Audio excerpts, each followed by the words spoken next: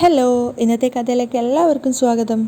അങ്ങനെ ഗോവിന്ദൻ പോയിട്ട് നന്ദുവിനോട് സംസാരിക്കുന്ന സമയത്ത് നന്ദു പറയുന്നുണ്ട്, എനിക്ക് ആ കല്യാണത്തിന് പങ്കെടുക്കാൻ പറ്റുമെന്ന് തോന്നുന്നില്ല. ഗോവിന്ദൻ പറയാണ്, എൻ്റെ രണ്ട് പെൺകുട്ടികൾ അവിടെ പോയതിനു ശേഷമുള്ള ഒരു വലിയൊരു പ്രോഗ്രാമാണ് അവിടെ നടക്കുന്നത്. അപ്പോൾ ആ ഒരു വിവാഹത്തിൽ മോള് പങ്കെടുക്കാതിരുന്ന, പ്രത്യേകിച്ച് അനാമികയ്ക്ക് മോളെ സംശയമുള്ളത് കൊണ്ട് മോൾ എന്തായാലും പങ്കെടുക്കണം എന്നൊക്കെ പറയുന്ന സമയത്ത് നന്ദു പറയുന്നുണ്ട്, എനിക്കതിന് സാധിക്കുമെന്ന് തോന്നുന്നില്ല അച്ഛാ. അപ്പോൾ അയാൾ പറയാണ്, സാധിക്കണം, കാരണം നമുക്ക് അർഹതപ്പെടാത്തത് നമുക്ക് കിട്ടും, നമ്മൾ ചിന്തിക്കാനേ പാടില്ല, അതിൻ്റെ മുകളിൽ നമ്മൾ ആഗ്രഹം വെക്കാനും പാടില്ല എന്നൊക്കെ നന്ദുവിന് പറഞ്ഞു കൊടുക്കുകയാണ്. മോളിനി ആ ഒരു കാര്യത്തിൽ വിഷമിക്കരുത് എന്നൊക്കെ പറയുമ്പോൾ നന്ദു സങ്കടത്തോടെ പറയുകയാണ്, എനിക്കിപ്പോൾ എൻ്റെ കാര്യം ആലോചിച്ചിട്ടല്ല സങ്കടം, ചേച്ചിയെ കുറിച്ചിട്ട് ആലോചിച്ചിട്ടാണ്. അതേസമയം അയാൾ ചോദിക്കുന്നുണ്ട്, അതിന് നയനമൊക്കെ എന്താ കുഴപ്പം? അപ്പോൾ അച്ഛനെ അറിയിച്ച് വിഷമിപ്പിക്കേണ്ടെന്ന് വിചാരിച്ച് നന്ദു പറയുന്നത് വെച്ചാൽ, അല്ല ഈ ഒരു കാര്യം അറിയാൻ മറ്റോ ചെയ്തിട്ടുണ്ടെങ്കിൽ ചേച്ചിക്ക് അവിടെ വിഷമമാവോ? മാത്രമല്ല ഇനി അനാമിക വന്നു കഴിഞ്ഞാൽ എൻ്റെ രണ്ട് ചേച്ചിമാർക്കും അവിടെ വിലയില്ലാതാവോ? അവിടെ നിന്ന് അവർ ഇറക്കി വിടുമോ എന്നൊക്കെ ആലോചിച്ചിട്ടുള്ള ടെൻഷനാന്നൊക്കെ പറഞ്ഞ് വിഷയം മാറ്റുന്നുണ്ട്. അപ്പോൾ ഗോവിന്ദൻ പറയാണ്, അങ്ങനെയാണെങ്കിൽ എൻ്റെ രണ്ട് പെൺമക്കൾ ഇങ്ങോട്ടേക്ക് പോന്നോട്ടെ, അല്ലാതെ ഇനി തല്ലി പിടിച്ചും ബഹളം വെച്ചൊന്നും അവിടെ നിർത്താൻ ഞാൻ ആഗ്രഹിക്കുന്നില്ല എന്ന് തന്നെയാണ് അയാളും പറയുന്നത്. അതിനുശേഷം അയാൾ അവിടെ നിന്ന് എഴുന്നേറ്റ് പോവാണ്. നന്ദുവിന് അടക്കി നിർത്താനാവാത്ത സങ്കടം ഉണ്ടായിരുന്നു, എങ്കിലും അവൾ സങ്കടം സഹിക്കുകയാണ്. അതേസമയം അനന്തപുരിയിൽ നയനയെ കാത്തു നിൽക്കുകയാണ് ആദർശി. അവൻ വിചാരിക്കുന്നുണ്ട് ഈ സമയത്തൊക്കെ എന്തൊക്കെയോ ജോലികൾ ചെയ്ത് തീർക്കാൻ സാധിക്കുന്നതാണ്, പക്ഷെ അതെങ്ങനെയാ? മനസ്സ് നന്നായാലല്ലേ ജോലി ചെയ്യാൻ പറ്റൂ. എങ്കിൽ അത്യാവശ്യം അവൾക്ക് പറഞ്ഞിട്ടെങ്കിലും പോയിക്കൂടായിരുന്നോ? അതും അല്ലെങ്കിൽ എൻ്റെ കോള് കണ്ടാൽ എടുക്കുക, എൻ്റെ നമ്പർ കണ്ടിട്ട് അവൾ എന്തായിരിക്കും എടുക്കാത്തത് എന്ന് ഇങ്ങനെയൊക്കെ ചിന്തിച്ചുകൊണ്ടിരിക്കുമ്പോഴാണ് ഹോണിൻ്റെ ശബ്ദം കേൾക്കുന്നത്. അപ്പം ഗേറ്റിൽ നോക്കുന്ന സമയത്ത് ഗേറ്റ് തുറന്നുകൊണ്ട് നയനയുടെ സ്കൂട്ടർ വരികയാണ്. മാത്രമല്ല അവൾ വന്ന സമയത്ത് അവൻ പ്രത്യേകിച്ചൊന്നും ചോദിക്കുന്നില്ല, പുഞ്ചിരിച്ചുകൊണ്ടാണ് അവളെ വരവേൽക്കുന്നതും. പക്ഷേ നയനയാണെങ്കിൽ സങ്കടത്തിലും കരച്ചിലും വിഷമത്തിലൊക്കെയാണുള്ളത്. അതുകൊണ്ട് തന്നെ ആദർശിനോട് ഒന്നും പറയാതെ പേടിച്ച് അവൾ അകത്തേക്ക് പോവുകയാണ്, സങ്കടവും ഒന്നും സഹിക്കാനാവാതെ. അപ്പോൾ ആദർശ് വിചാരിക്കുന്നുണ്ട്, എൻ്റെ വിഘ്നേശ്വര, ഇപ്പോഴാണ് സമാധാനമായത്. ഇവിടെ ഇത്രമാത്രം എൻ്റെ ഹൃദയത്തിൽ കയറിയിട്ടുണ്ടെന്ന് എനിക്ക് ഇപ്പോഴാണ് മനസ്സിലായത്. അതെപ്പോഴാണ് സംഭവിച്ചത്? ഇനി ഇവളില്ലാതെ എനിക്ക് പറ്റില്ല എന്നൊക്കെ ഇങ്ങനെ സ്വയം ചിന്തിക്കുകയാണ്. ആ സമയത്തൊക്കെ അവൻ്റെ മുഖത്ത് പ്രണയമായിരുന്നു. നയന അകത്തെത്തിയ സമയത്ത് കനക ചോദിക്കുന്നുണ്ട്, മോൾ ആരോടും പറയാതെ എങ്ങോട്ട് പോയതാ? ആദർശ് മോൻ ഇടയ്ക്ക് വന്ന് അന്വേഷിക്കുന്നുണ്ടായിരുന്നു. അപ്പം നയന പറയാണ്, ഞാൻ കാണേണ്ടവരൊക്കെ കാണാൻ വേണ്ടി പോയതാ. ഇനി അനിയുടെയും നന്ദുവിൻ്റെയും കാര്യം ആലോചിച്ച് അമ്മയും അച്ഛനും വിഷമിക്കേണ്ട, അത് ഞാൻ സോൾവ് ചെയ്തിട്ടുണ്ട്. എങ്ങനെ? കനക സംശയത്തോടെ ചോദിക്കുകയാണ്. സംസാരിക്കേണ്ട പോലെ ഞാൻ നന്ദുവിനോട് കാര്യങ്ങളൊക്കെ സംസാരിച്ചിട്ടുണ്ട്. അതുമാത്രമല്ല അനാമികയെയും കണ്ട് കാര്യങ്ങളൊക്കെ ബോധ്യപ്പെടുത്തിയിട്ടുണ്ട്.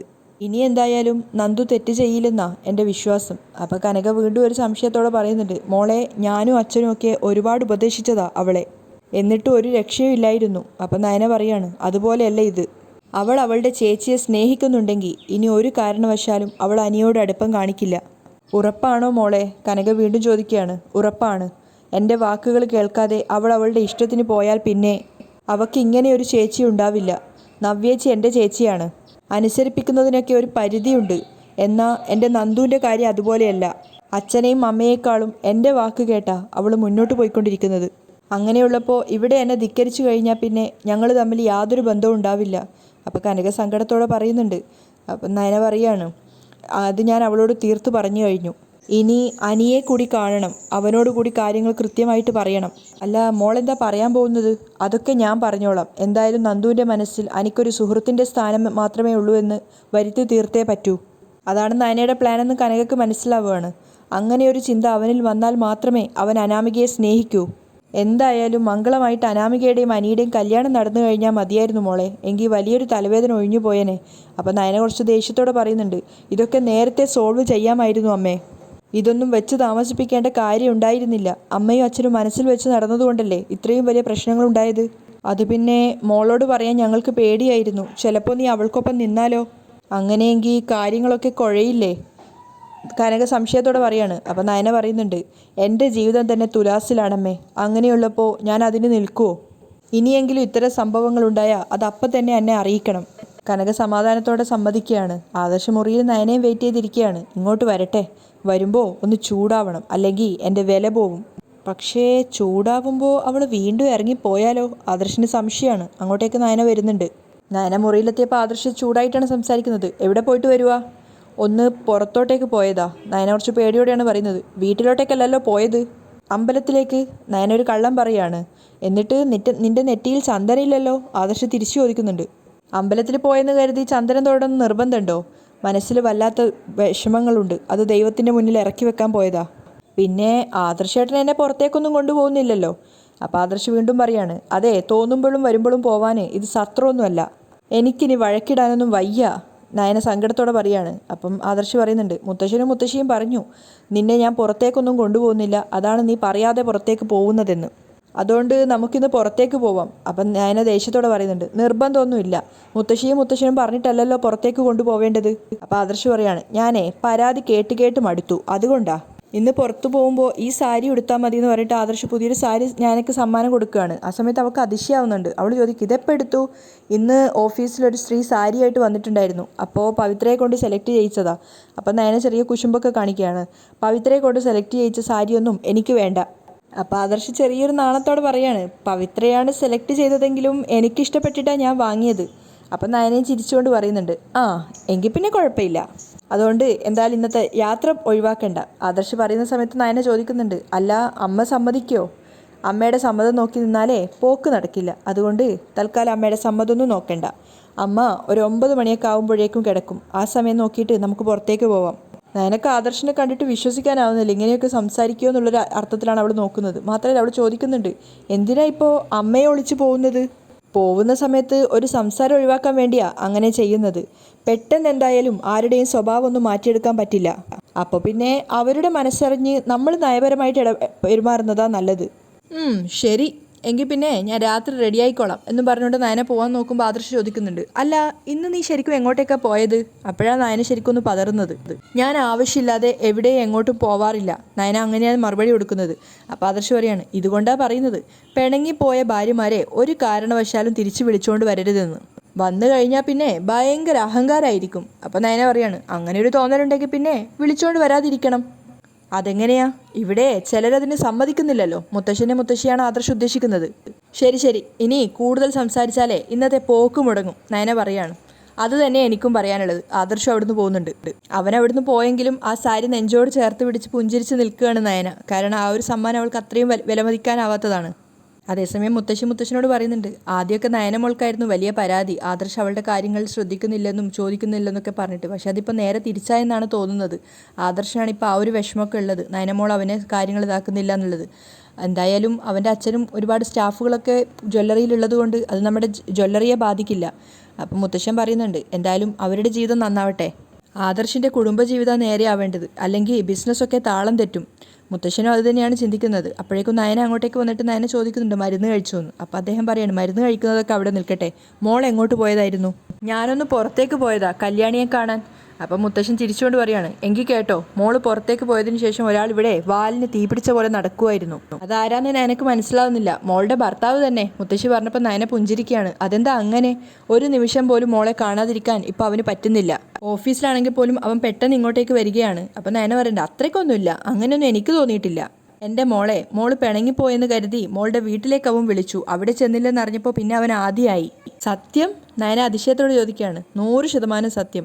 മോൾ ഇവിടെ ഇല്ലാഞ്ഞിട്ട് ഞങ്ങൾക്ക് ഒത്തിരി ബുദ്ധിമുട്ടുണ്ടെങ്കിൽ ഞങ്ങളായിട്ട് മോളെ ഇങ്ങോട്ടേക്ക് വിളിക്കാതിരുന്നപ്പോൾ അവൻ തന്നെ വന്ന് വിളിച്ചത് കണ്ടില്ലേ? ഇനിയും ഇവിടെ എന്ത് പ്രശ്നമുണ്ടെങ്കിലും മോള് ധൈര്യത്തോടെ മോളുടെ വീട്ടിലേക്ക് ഇറങ്ങിപ്പോണം. അപ്പം മുത്തശ്ശി പറയുന്നുണ്ട്, ഇങ്ങനെ ഞങ്ങൾ മോളോട് പറയുന്നത് കൊണ്ട് മോള് തെറ്റിദ്ധരിക്കേണ്ട. അത് മോളോട് സ്നേഹമില്ലായിട്ടല്ല. മോൾ ഇവിടുന്ന് പോകുന്ന സമയത്ത് ആദർശിന് അത് ഒത്തിരി വേദന ഉണ്ടാക്കുന്നുണ്ട്. ആ വേദനയാണ് യഥാർത്ഥ സ്നേഹം എന്ന് പറയുന്നത്. ഇപ്പോൾ അവൻ്റെ എല്ലാ കാര്യങ്ങളും നോക്കുന്നത് മോളാണ്. മോൾ ഒരു ദിവസം ഇവിടുന്ന് മാറി നിന്നപ്പോഴേക്കും കാച്ച എണ്ണയ്ക്ക് പോലും അവൻ കനകയുടെ സഹായം തേടുകയാണ് ഉണ്ടായത്. അപ്പം നയനയും പറയാണ്, അതൊക്കെ ആലോചിക്കുമ്പോൾ സത്യം പറഞ്ഞാൽ എനിക്ക് നല്ല വേദന ഉണ്ടായിരുന്നു. ഞാനും ശരിക്ക് പറഞ്ഞാൽ ഉറങ്ങിയിട്ടുണ്ടായിരുന്നില്ല. അപ്പം മുത്തശ്ശി പറയാണ്, അങ്ങനെ ഉറക്കം വരരുത്. അങ്ങനെ സുഖമായിട്ട് കിടന്നുറങ്ങിയാൽ അതിൻ്റെ അർത്ഥം നിങ്ങൾ തമ്മിൽ ഒട്ടും സ്നേഹമില്ലെന്നാ. ഞങ്ങളുടെ കാര്യം അവിടെ നിൽക്കട്ടെ, പക്ഷേ അബിക്കിപ്പോൾ ഒട്ടും സ്നേഹമില്ലെന്നാ ചേച്ചി പറയുന്നേ. നയന സങ്കടത്തോടെ പറയാണ്. അപ്പം മുത്തശ്ശൻ പറയുന്നുണ്ട്, അത് ഞാൻ തള്ളിയ കേസാ മോളെ. സത്യം പറഞ്ഞാൽ ആദർശിന് വേണ്ടി നവ്യയെ പെണ്ണ് കണ്ട സമയത്ത് ഒരിക്കൽ പോലും അബി കല്യാണം കഴിക്കണമെന്ന് ഞാൻ ആഗ്രഹിച്ചിട്ടില്ല. അവന് ജാതകത്തിൽ തന്നെ എന്തോ കുഴപ്പമുണ്ട്. അവന് വേണ്ടി ഒരുപാട് പൂജകളും വഴിപാടുകളും ഒക്കെ ഞങ്ങൾ ചെയ്തിട്ടുണ്ട്. മുത്തശ്ശി അത് തന്നെയാണ് പറയുന്നത്. അവൻ്റെ ജാതകത്തിൽ ഒരുപാട് പ്രശ്നങ്ങളുണ്ട്. അങ്ങനെയൊക്കെ ഉണ്ടാവുമ്പോൾ അത് വലിയ അപകടകരമായിട്ട് മാറുമെന്നാണ് പറയുന്നത്. പിന്നെ അതിനെക്കുറിച്ചൊക്കെ അവർക്ക് വിശദമായിട്ട് പറഞ്ഞു കൊടുക്കുകയാണ്. അങ്ങനെയുള്ള ആൾക്കാർ ചെയ്യേണ്ടതും പരിപാലിക്കേണ്ടതുമായ ഒരുപാട് കാര്യങ്ങളെക്കുറിച്ച്. ഒട്ടും ആഗ്രഹമില്ലാതെ ജനിക്കുന്നവരാണ് ഈ ലഗ്നത്തിൽ കേതുള്ള ആൾക്കാർ. അങ്ങനെയുള്ള ആൾക്കാരാവുമ്പോൾ അവരൊട്ടും ആഗ്രഹിക്കാതെയാണ് ഭൂമിയിൽ വീണ്ടും ജന്മം എടുക്കുന്നത്. അവർക്കൊരിക്കലും ആരെയും സ്നേഹിക്കാൻ പറ്റില്ല. അവർ സ്നേഹിക്കുന്നവരെന്തെങ്കിലും തെറ്റ് ചെയ്താൽ ആ തെറ്റിന് പ്രാധാന്യം കൊടുക്കും. അങ്ങനെ ഒരു ജാതകക്കാരനാണ് അബി. അവൻ്റെ ജാതകത്തിന് ചേരുന്ന ഒരു കുട്ടിയെ അവൻ വിവാഹം കഴിക്കാൻ പാടുള്ളൂ. ഇതൊക്കെ കേൾക്കുന്ന സമയത്ത് നയനക്ക് ഭയങ്കര ടെൻഷൻ ആവുകയാണ്. മുത്തശ്ശ, ഇതിനൊരു പരിഹാരവും ജ്യോത്സ്യർ പറഞ്ഞിട്ടില്ലേ? ഇതിന് പരിഹാരങ്ങൾ ഒരുപാടുണ്ട്, പക്ഷെ അതൊന്നും അവനെ കൊണ്ട് ചെയ്യിക്കാൻ പറ്റില്ല. അവൻ കള്ളും കുടിച്ച് കണ്ണിൽ കണ്ടതൊക്കെ വാരി വലിച്ച് തിന്ന് നടക്കുമല്ലേ. അവൻ്റെ സ്ഥാനത്ത് ആദർശോ അനിയോ മറ്റോ ആയിരുന്നെങ്കിൽ പറഞ്ഞ് മനസ്സിലാക്കാമായിരുന്നു.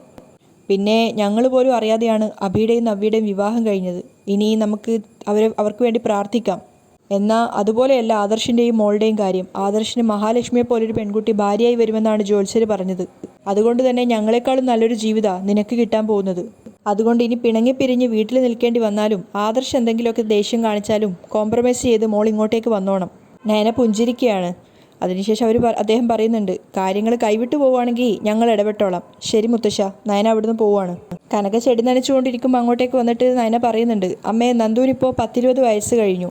എന്ന് വെച്ച് അവളുടെ കല്യാണം നടത്തണം എന്നല്ല ഞാൻ ഉദ്ദേശിച്ചത്. ഏതെങ്കിലും ഒരു ടെസ്റ്റ് എഴുതിയിട്ട് ഏതെങ്കിലും ഒരു കോഴ്സിന് വിട്ടിട്ട് അവിടെ ഒരു ജോലി സമ്പാദിക്കാനാണ് നോക്കേണ്ടത്. അത് കഴിഞ്ഞിട്ട് മതി അവളുടെ കല്യാണം. അപ്പം തന്നെ കനക പറയുന്നുണ്ട്, ഇങ്ങനെ ഒരു അബദ്ധം പറ്റിയെങ്കിലും ഇനി അവൾ കല്യാണത്തെക്കുറിച്ച് ചിന്തിക്കുമെന്ന് എനിക്ക് തോന്നുന്നില്ല. കല്യാണമേ വേണ്ടാന്ന് പറഞ്ഞ് നടന്ന പെണ്ണാ. അപ്പം നയന പറയുന്നുണ്ട്, അത് തന്നെയാണ് ഞാനും ചിന്തിക്കുന്നത്. കല്യാണത്തെക്കുറിച്ച് പറയുന്നത് പോലും അവൾക്ക് ഇഷ്ടമല്ലായിരുന്നു. പിന്നെ എങ്ങനെയാ ഒരു പയ്യൻ അവളുടെ മനസ്സിലേക്ക് ഇടിച്ച് കയറിയതെന്ന് എനിക്ക് സംശയം. അപ്പോൾ കനക സങ്കടത്തോടെ പറയുകയാണ്, ആ അനിമോൻ്റെ കല്യാണം ഫിക്സ് ചെയ്തതിന് ശേഷം അവളിൽ ഈ മാറ്റങ്ങൾ കാണാൻ തുടങ്ങിയത്. അതിനുശേഷം ഒരു ദിവസമാണ് ആ അനിമോൻ്റെ ഫോട്ടോയ്ക്ക് പിന്നിൽ ഐ ലവ് യു എന്ന് എഴുതിയത് അമ്മ കണ്ടത്. അതിനുശേഷം പിന്നെ എൻ്റെ കൺട്രോൾ പോയി. നയന തിരിഞ്ഞു നോക്കുമ്പോൾ പെട്ടെന്ന് അനി ബാക്കിൽ നിന്നും ആരോടെ ഫോണിൽ സംസാരിക്കുന്നുണ്ട്. പക്ഷേ കനക കണ്ടിട്ടില്ല അനിയെ. അപ്പോൾ നയന ശബ്ദം എടുത്ത് പറയാണ്, അപ്പോൾ പിന്നെ പറഞ്ഞ പോലെ നമുക്ക് തുലാമാസത്തിൽ തന്നെ അവളുടെ കല്യാണം നടത്താം. അപ്പോൾ കനക ചോദിക്കുകയാണ്, ആരുടെ? അപ്പോൾ നയന ശബ്ദം താഴ്ത്തി പറയാണ്, അമ്മേ ദാ അനി അവിടെ നിൽക്കുന്നുണ്ട്. അവനെ നോക്കാതെ സംസാരിക്കണം. പക്ഷേ കനക പെട്ടെന്ന് തന്നെ തിരിഞ്ഞു നോക്കുകയാണ് അനിയെ. എന്നിട്ട് ശബ്ദമൊക്കെ ഇടറിക്കൊണ്ട് ചോദിക്കുകയാണ്, തുലാമാസത്തിൽ തന്നെ വേണോ മോളെ? എൻ്റെ അമ്മേ, അച്ഛൻ്റെ സുഹൃത്തിൻ്റെ മോനല്ലേ. കന്നിമാസത്തിൽ എന്തായാലും കല്യാണം നടക്കില്ല. അപ്പോൾ പിന്നെ തുലാമാസത്തിലോ വൃശ്ചികത്തിലോ നടത്തണം. ഇതൊക്കെ അനി കേൾക്കാൻ വേണ്ടിയാണ് പറയുന്നത്. അതുകൊണ്ട് തന്നെ അനി ഇങ്ങനെ പതറിക്കൊണ്ടാണ് നിൽക്കുന്നത്. എങ്കിൽ പിന്നെ അങ്ങനെ നമുക്ക് വൃശ്ചികത്തിലോ തുലാത്തിലോ നടത്താം. ഇനി അവളെ ഇങ്ങനെ വിടുന്നത് എന്തായാലും ശരിയല്ല. അതെ, കല്യാണപ്രായം ആയിട്ടേ ഉള്ളൂവെങ്കിലും ഒരുപാട് സമയം വൈകിപ്പിക്കേണ്ടത് തന്നെ എൻ്റെ അഭിപ്രായം. കനക അങ്ങനെ തന്നെയാണ് സംസാരിക്കുന്നത്. അതുകൊണ്ട് തുലാമാസത്തിലെല്ലാം വിറ്റ് പെറുക്കിയിട്ടാണെങ്കിലും നന്ദൂട്ടൻ്റെ കല്യാണം നമുക്ക് നടത്തണം. എന്തായാലും മോളുടെ അച്ഛൻ കണ്ടുപിടിച്ച പയ്യനെ നല്ല പയ്യനാ. നമുക്കറിയാവുന്ന കുടുംബക്കാരല്ലേ. അപ്പം നയനയും പറയാണ്, അവർ സ്ത്രീധനൊന്നും ആവശ്യപ്പെട്ടിട്ടില്ലല്ലോ, പെണ്ണിനെ മാത്രം മതി എന്നല്ലേ പറഞ്ഞത്. അതുകൊണ്ട് പിന്നെ കുഴപ്പമൊന്നുമില്ല. ഇതൊക്കെ അനിയെ കേൾപ്പിക്കാൻ വേണ്ടിയിട്ടാണ് രണ്ടുപേരും ശബ്ദം ഉയർത്തി സംസാരിക്കുന്നത്. അത് കഴിഞ്ഞ് നയന അവിടുന്ന് കനകയുടെ അടുത്തുനിന്ന് പോവുകയാണ്. അതിനുശേഷം അനിയുടെ അടുത്ത് പോയിട്ട് നയന പറയാണ്, എനിക്ക് അനിയോട് കുറച്ച് സീരിയസ് ആയിട്ട് സംസാരിക്കാനുണ്ട്. എന്താ ഏട്ടത്തി? അത് പറയാം, അനി വാ എന്ന് പറഞ്ഞുകൊണ്ട് നയന അനിയെയും വിളിച്ചുകൊണ്ട് പോവുകയാണ്. അതേസമയം കനക ചിന്തിക്കുന്നുണ്ട്, പാവം പയ്യൻ എന്നെയും എൻ്റെ മക്കളെയും ഒരുപാട് സ്നേഹിക്കുന്നുണ്ട്. പക്ഷേ അവനെ മരുമകനായിട്ട് കാണാനുള്ള അർഹതയില്ലാതെ ആയിപ്പോയി. അതുകൊണ്ടാ, അല്ലാതെ നിന്നെ ഇഷ്ടമല്ലാത്തത് കൊണ്ടൊന്നും അല്ല മോനെ. അവർ സങ്കടത്തോടെ മനസ്സിൽ ചിന്തിക്കുകയാണ്. അനിയേയും കൂട്ടിക്കൊണ്ട് വന്നിട്ട് നയന ചോദിക്കുന്നുണ്ട്, സുഹൃത്തായിട്ടൊരു പെൺകുട്ടി ഒരു ആൺകുട്ടിയെ കണ്ടു കഴിഞ്ഞാൽ കുറച്ചുകൂടി ഒരു ഇൻറ്റിമേസി ആയിട്ട് പെരുമാറിക്കഴിഞ്ഞാൽ അത് വേറൊരു അർത്ഥത്തിലാണ് പല ആൺകുട്ടികളും കാണുന്നത്. അനി അതിൽ നിന്നൊക്കെ വ്യത്യസ്തമാണെന്നാണ് ഞാൻ കരുതിയത്. പക്ഷേ നന്ദു എന്നോട് എല്ലാ കാര്യങ്ങളും പറഞ്ഞപ്പോൾ അവളോട് തിരിച്ചെന്താ പറയേണ്ടതെന്ന് അറിയാതെ ഞാൻ ഞെട്ടിപ്പോയി. അനി ആകെ വല്ലാതെ ആവുകയാണ്. അത് പിന്നെ ഞാൻ ഈ കാര്യം ഏട്ടത്തിയോട് പറയണമെന്ന് വിചാരിച്ചിരിക്കുകയായിരുന്നു. പിന്നെ അതിനുള്ള ധൈര്യം കിട്ടിയില്ല. എന്നിട്ട് അവസാനം അവളോട് പോയി പറഞ്ഞു അല്ലേ. അനിയുടെ മനസ്സിൽ ഇങ്ങനെ ഒരു ആഗ്രഹമുണ്ടെന്ന് അവൾ നേരത്തെ തിരിച്ചറിഞ്ഞതാ. പിന്നെ അനിയെ കൊച്ചാക്കണ്ടെന്ന് കരുതിയാ എന്നോട് പോലും പറയാതിരുന്നത്. ഈ ഒരു വിഷയത്തിൻ്റെ പേരിൽ അവൾ എന്തുമാത്രം വിഷമിച്ചു എന്നറിയോ? അനി അവളോട് ഇഷ്ടമാണെന്ന് പറഞ്ഞത് അവൾക്ക് വലിയ ഷോക്കായി പോയി. അതുകൊണ്ടാ അവൾ മൂഡ് ഓഫ് ആയിട്ട് നടന്നത്. അപ്പോൾ അനി കരുതി അനിയുടെ കല്യാണം ഫിക്സ് ചെയ്തതിൻ്റെ സങ്കടമായിരിക്കും അവൾക്കെന്ന്. അല്ലേ അനി? ഇതിൻ്റെ പേരിൽ അനാമികയും ഒരുപാട് തെറ്റിദ്ധരിച്ചു, നന്ദുവിനെയും ഞങ്ങളെയും ഒക്കെ. അനി സങ്കടത്തോടെയാണ് കേട്ടു നിൽക്കുന്നത്. ഇനിയെങ്കിലും ആ കുട്ടിയെ വെറുതെ വേദനിപ്പിക്കരുത്. അതുപോലെ തന്നെ ഇങ്ങനെയൊരു സംഭവം ഉണ്ടായെന്ന് അനി ഇനി ഓർക്കാനും പാടില്ല. എന്ന് വെച്ചാൽ ഇതിൻ്റെ പേരിൽ നന്ദുവിനോട് വെറുപ്പ് കാണിക്കരുതെന്നാണ് ഞാൻ പറഞ്ഞത്. അപ്പം അനി പറയുന്നുണ്ട്, നന്ദുവിന് പക്ഷേ ഇതൊക്കെ നേരത്തെ തന്നെ എന്നോട് പറയായിരുന്നു. അതെങ്ങനെ പറയും? അവൾ ആകെ സങ്കടത്തിലായിപ്പോയി. എന്ന് വെച്ചാൽ അനിയിൽ നിന്നും അവൾ ഇതൊന്നും പ്രതീക്ഷിച്ചില്ലല്ലോ. ഇനിയിപ്പോൾ ഞാനായിട്ട് ഇതാരോടും പറയില്ല. കല്യാണം ഇങ്ങെത്തി. ഇനി മിടുക്കനായിട്ട് കല്യാണത്തിൻ്റെ കാര്യങ്ങൾ ചെയ്യാൻ നോക്ക്. ഇതുവരെ നിങ്ങൾ രണ്ടുപേരും പങ്കെടുത്ത പൂജകളിൽ എന്തെങ്കിലും അനർത്ഥങ്ങൾ കണ്ടെങ്കിൽ അതിന് കാരണം അനിയാ. അനിക്ക് അനാമികയോടുള്ള ഇഷ്ടക്കുറവ് അതിനൊക്കെ കാരണം. അതുകൊണ്ട് ഇനി എത്രയും പെട്ടെന്ന് ഈ വിവാഹം നടത്തിത്തരണേ വിഘ്നേശ്വര എന്ന് പ്രാർത്ഥിക്കാൻ നോക്ക്. അപ്പം കാര്യങ്ങളൊക്കെ ശരിയായിക്കോളും. അനി പറഞ്ഞത് ഓർമ്മയുണ്ടല്ലോ, നന്ദു ഇനി മുതൽ നിൻ്റെ സുഹൃത്താ. ഒരു സുഹൃത്തിൻ്റെ സ്നേഹം അവൾക്ക് അനി കൊടുക്കണം. നയന അത് പറയുന്ന സമയത്ത് അനിയുടെ നെഞ്ച് പൊട്ടുന്നുണ്ടായിരുന്നു. അവൻ തിരിച്ച് മറുപടിയൊന്നും പറയാതെ സങ്കടത്തോടെ നിൽക്കുകയാണ്. അതും പറഞ്ഞിട്ട് നയന അവിടുന്ന് പോവുകയാണ്. നയനയുടെ ആ പോക്ക് നോക്കിയിട്ട് അനി നിൽക്കുന്നിടത്തായിട്ടാണ് ഇന്നത്തെ എപ്പിസോഡ് വൈൻഡപ്പ് ചെയ്യുന്നത്.